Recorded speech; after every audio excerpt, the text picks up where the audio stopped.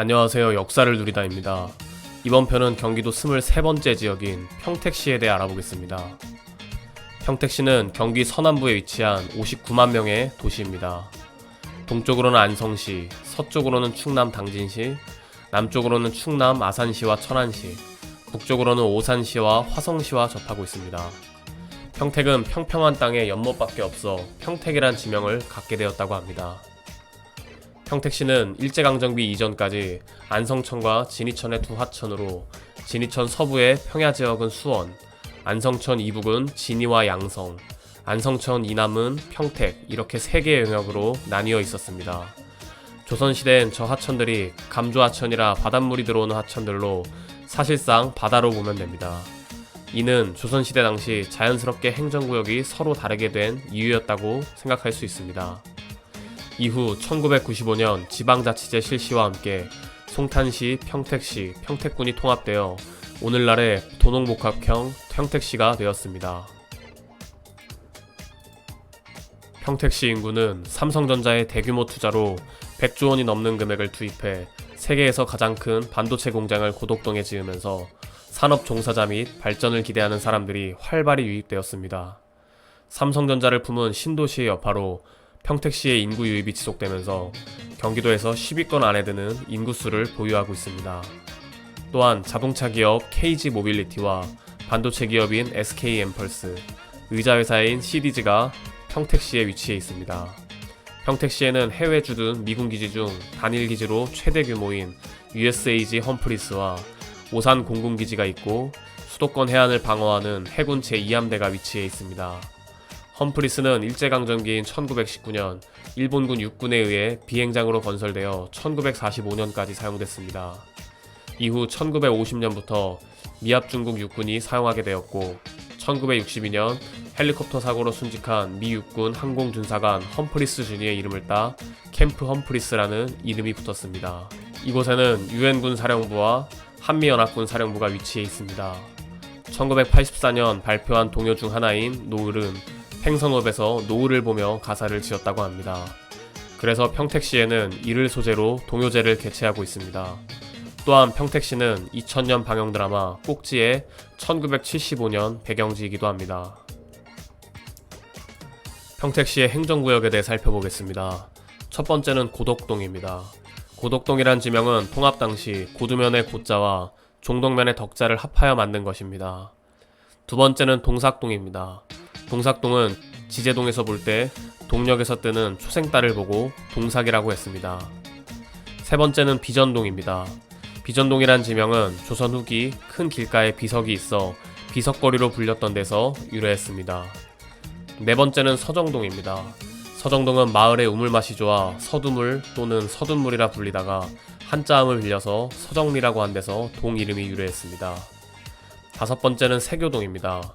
세교동이란 명칭은 예전에 통복천에 길고 가느다란 다리가 있었다는 데서 유래한 것입니다. 여섯 번째는 송북동과 송탄동입니다.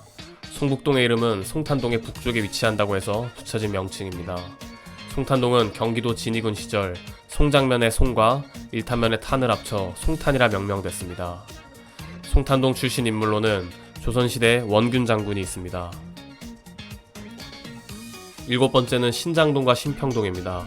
신장동이란 지명은 과거 세장토라고 불렸었고 조선 후기 장시의 발달과 관련이 있는 것으로 보고 있습니다. 신평동의 이름은 1950년 이후 새로운 시가지가 형성되었다고 하여 붙여졌습니다. 신장동 출신 인물로는 배우 김남주가 있습니다. 여덟 번째는 용이동입니다. 용이동은 안성시 백운산으로부터 9개의 산맥이 동서쪽으로 뻗어 내려오는데 동쪽은 용의 머리와 같다 하여 안성시 공도읍 용두리가 되었고 서쪽은 용의 귀와 같다고 하여 평택시 용이동으로 이어지고 있습니다. 아홉 번째는 원평동입니다. 원평동은 평택시가지 서쪽에 있다 하여 서부동이라고 불렸으나 평택의 본고장이라는 전통과 유래를 되찾고 평택시의 발상지라는 자긍심을 되찾자는 뜻에서 원평동으로 바뀌었습니다. 열 번째는 중앙동입니다. 중앙동은 송탄 출장소 관내의 중앙에 자리 잡고 있는 데서 비롯됐습니다. 11번째는 지산동입니다. 지산동은 땅이 메말라 야산에 잔디가 무성하여 건지메라 했었고 이후 한자로 지산이라는 지명이 유래됐습니다. 12번째는 통복동입니다. 통복동은 통보라는 큰 저수지 이름에서 비롯된 것이라고 합니다. 통복포는 삽교의 상류로 이 나루를 건너면 진이와 수원 땅에 닿는다고 기록되어 있습니다. 13번째는 안중읍입니다. 안중읍은 상안중과 하안중이라는 두 마을을 합하여 안중이라고 불렀습니다. 14번째는 청북읍입니다. 청북읍은 청룡면의 청, 율북면의 북자를 따서 청북면이라는 이름으로 통합됐습니다. 15번째는 팽성읍입니다.